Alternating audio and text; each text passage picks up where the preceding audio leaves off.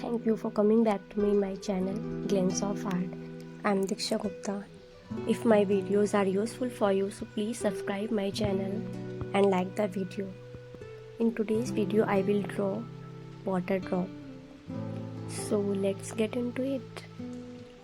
First of all I will draw water drop. So draw a circle. Here I am using darkest shade of pencil for the shadow.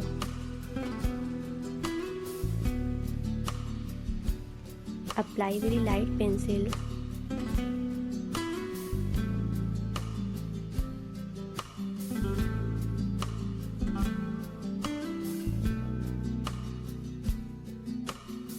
And blend it with the use of blender or earbud.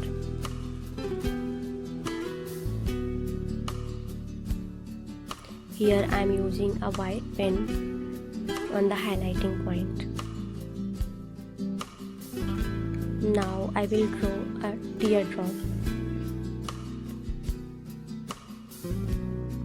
We will draw it same as water drop.